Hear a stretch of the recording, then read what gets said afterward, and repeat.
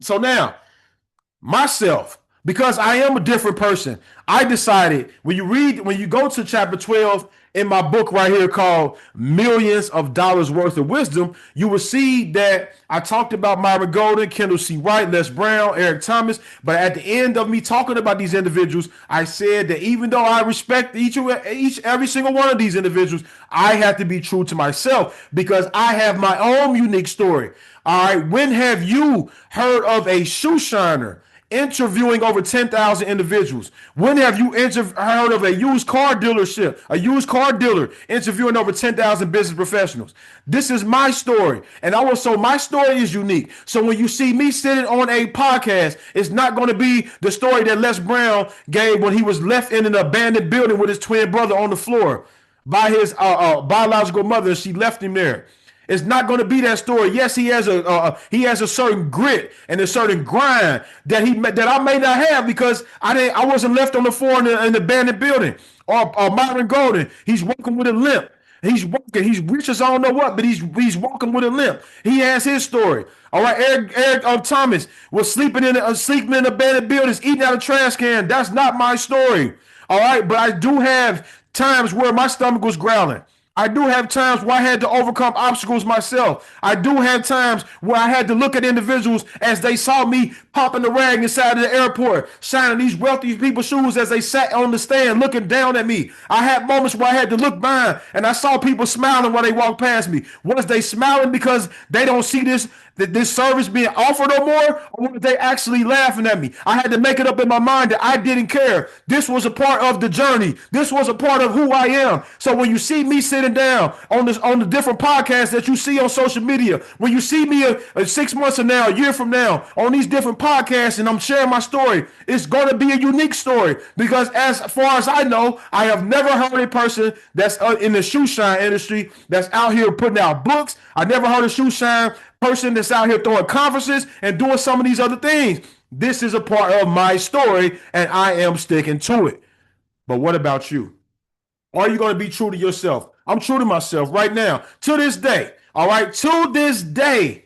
It don't matter how much money I've made leading up to this point, I will still pull out, if the price is right, I will still pull out a brag and shine some shoes. I'm gonna stay true to myself. Eric Thomas, what he said they was asking me one time, why do you pick up chips off the floor and eat it? He said, because I might not always be where I'm at right now. And so just in case, I want to still keep the mindset that I had even in the former life. How many of us wealthy people will eat some chips off the ground? All right. No one can do what you do, how you do it, the way you do it. No one. No one can do what you do, how you do it, the way you do it. So stop trying to be someone else. Individuals respect you more when you're true to your authentic self. They respect you when everyone else is out here, when they give them the time to work on the Sabbath day, but you say, I cannot do that. That's against my morals and my belief. They respect you. They may not like what you said. They may not like what you did, but guess what? They got more respect for you than the person that sold out. These individuals who they wave money at, these individuals who they get to sell their soul, all right? And the people that do not sell their souls, guess what? The people that offer them the money, they are infuriated because they did not put on the dress. They are infuriated because they did not go through certain rituals and certain different things to go to the higher level. But guess what? Even though they don't like what they did, they respect them deep down inside because they looking at it and they say, this person is not easily swayed away with money. But if we begin to take on the personality or the persona of someone else, if we begin to, link our ideology with someone else and being something else that we're not, then we can be bought and purchased with dollar bills. If your morals are not high enough, if your standards are not strong enough, you can be easily purchased. So now you offer that money to me. Guess what? Hashatan, the adversary, the devil, has offered me deals. Yes, he has. He sent me a check in the mail when I was struggling one time in business with my partner. All right, going through a hard time. And guess what? I was broke. sitting there, stomach. I'm sleeping in my office. This is part of the story that some of you all don't know. I slept in my office. When I woke up in the morning, I was already at work because I slept in my office. And so I was going through such a hard time. And so guess what? I received an anonymous check in the mail for $42,000. And I believe it was from the Ish. Name over the top. All I had to do was sign my name on the back, and I had $42,000 in my account. I don't know where this money came from, but it was a check. All I had to do was sign my name on the back. Guess what I did to that check? $42,000. I'm struggling. I'm hungry, going through different things, challenges. I tore up the check because I felt like if I deposit this $42,000 into my account, these people are going to own me for the rest of my life. And if you're trying to buy me out for 42, how much am I really worth? If you're trying to buy me out for 42,000, how much am I really worth? And for those of you, I'm not pushing no gematria, but for those individuals, they practice a thing called gematria. And the number 42 in gematria means slave, Negro, they say a nigger, slave, Negro, nigger, and all kind of other things that deal with the number 42. That's why when you go back and watch the show Martin with Gina and Pam and Tommy and all them, they was in apartment number 42. When you go back and see Jackie Robinson, all right, first so-called African-American baseball player, he wore number 42. Connie Hawkins, that one of the best basketball players before Dr. J and before Elgin Baylor, before Dr. J and Michael Jordan, was a man named Connie Hawkins. And guess what number they gave him? Number 42. They sent me a check with $42,000, and I tore it up. Satan. One time, he tried to put a song into my spirit to get me to worship him. All right, the adversary has tried to get me to sell out. When I had my own YouTube channel with thousands of subscribers on my own last channel, they was trying to send me emails saying, what can we do? What do we need to do to help promote you? What do we need to do to take you to the next level? I said, absolutely nothing. I don't want it. And so what are you willing to stand for? That's me. That's my authentic self. That's my authentic self, and I'm not willing to change for nobody. So you have your own voice. You have your own sense of humor. You have your own laugh. Your laugh is what makes you who you are. Why are you trying to laugh like someone else? Like Les Brown, when he gave his motivational speeches, he would do a little laughing while he was, making jokes. I'm not trying to laugh like him because I'm gonna mess it up. I got my own laugh when I laugh, when I smirk, when I laugh, when I do what I do, when I am being a little more joyful. All right, I laugh a little bit too. I'm a serious guy, but I laugh a little bit.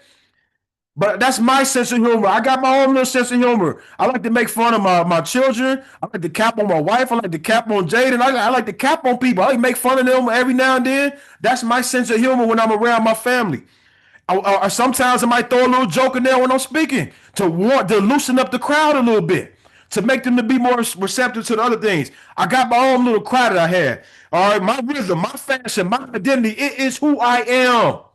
And I'm not willing to change that for nobody. So a couple more scriptures here. We're going to wrap it on up. All right, so as you're being true to your authentic self, so I want you to keep these things in mind. Keep this in mind, all right, please. All right, let's go. You got to be honest.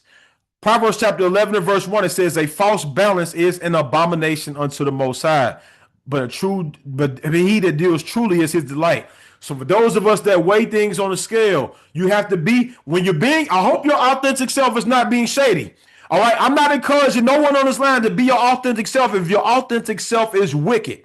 I'm asking you to change that thing right now. I'm asking you to ask for the Most High for his spirit. I'm asking you to turn 180 and turn into a more genuine and sincere person. But if your identity is sincere, if your identity is genuine, all right, be that person, because false balance is an abomination. When you go to Ecclesiasticus, better known as the book of Sirach, chapter 27 and verse 1, it said, many have sinned for a small matter, and he that seeketh for abundance will turn his eyes away. Number 2, as the nails stick fast between the joining of the stones, so does sin stick close to buying and selling.